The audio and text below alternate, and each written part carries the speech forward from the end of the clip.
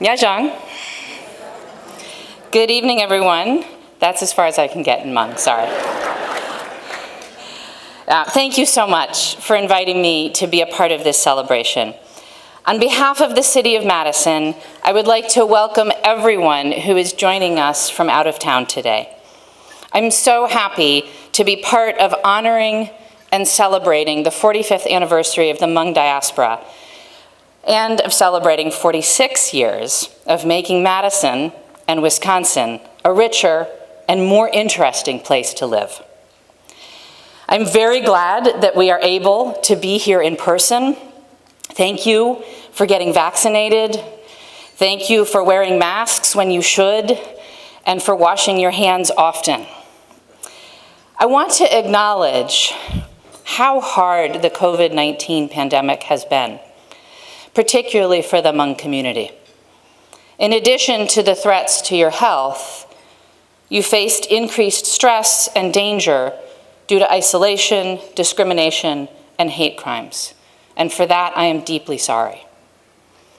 Madison has the honor of being home to one of Wisconsin's largest Hmong populations, and we benefit from that diversity and the culture that the Hmong community brings to our city every day.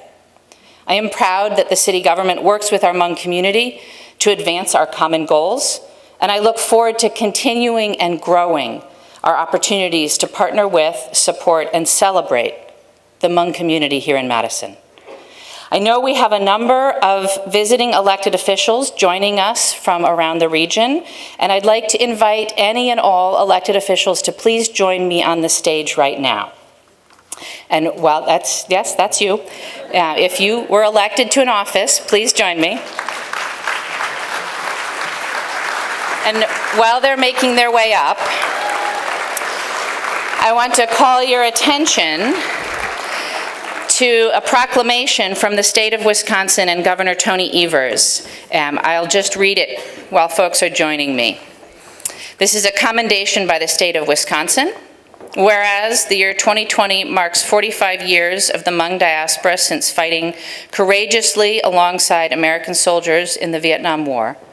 And whereas May 14th, 1975 marked when thousands of Hmong fled Laos on foot, hiding in the jungle and crossing the Mekong River into Thailand as political refugees. And whereas Wisconsin has become home to the third largest Hmong community in America, bringing with them 5,000 years of rich tradition and culture which they have shared with the people of Wisconsin.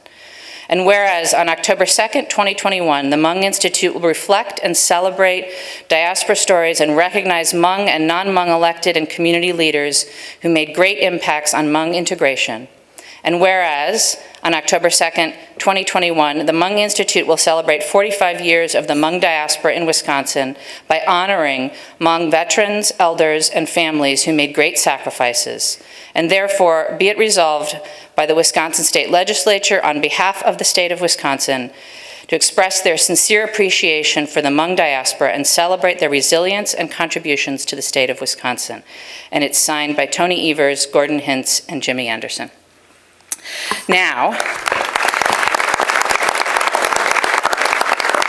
I'm not sure that I have everybody's names on my piece of paper, so I'm going to try, and then you're going to have to just shout out and I'll repeat, okay? So I know we have Representative Evan Goyke here, Representative Samba Balde, Representative Francesca Hong, Representative Jody Emerson, Congressman Glenn Grothman, State Treasurer Sarah Godlewski, Mayor of Sheboygan Ryan Sorensen, Madison Alders Charles Miadze and Brian Benford, Brown Deer Village Board Member Emily Segrist, Dane County Sheriff Calvin Barrett, and who have I missed? Anyone?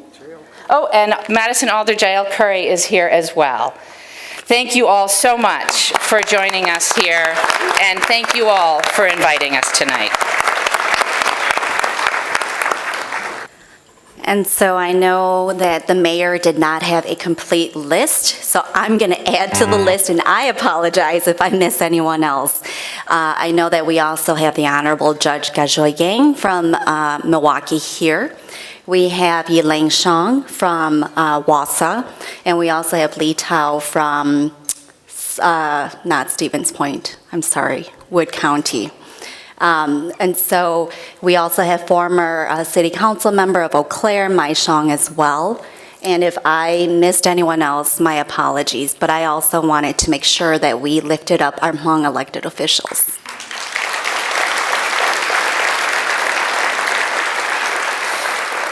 And with that, thank you all so much to our state and local leaders for your leadership, continued commitment to ensure that all of our communities are represented, receive resources, are welcomed, and included throughout the state.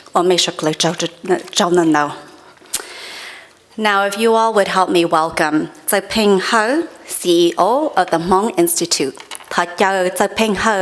The CEO of Hmong Institute. Thank you, Mainza. Welcome, everyone. So my name is Peng He, and I'm the CEO for the Hmong Institute. I hope you're all enjoying your evening. We're very pleased today to host the Hmong Diaspora Banquet as we honor our veterans and our parents, reflect on the past, and celebrate our future. The Hmong Institute's mission is empowering communities through educating, preserving, and promoting the Hmong heritage. Our vision is to be the prominent leader in Hmong heritage.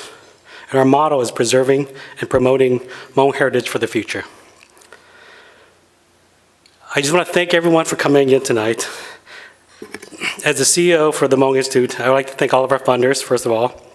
And we'll do more of that later on. But at the same time, I want to express my sincere gratitude for all of you who came. 2020 marks the 45th year of the Hmong diaspora.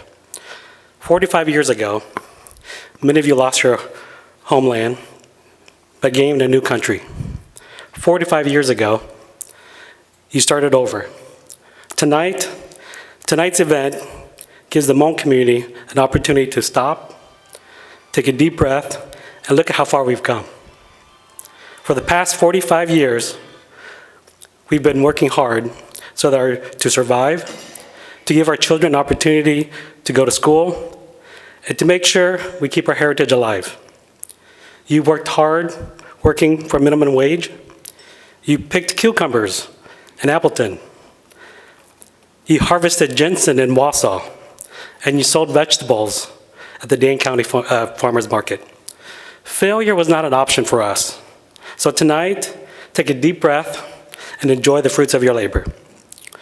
As we reflect on our past, I often wonder to myself, what it must have been like for our parents, who many were in their 20s, to make that decision to leave their homeland and come to the country that they'd never been to.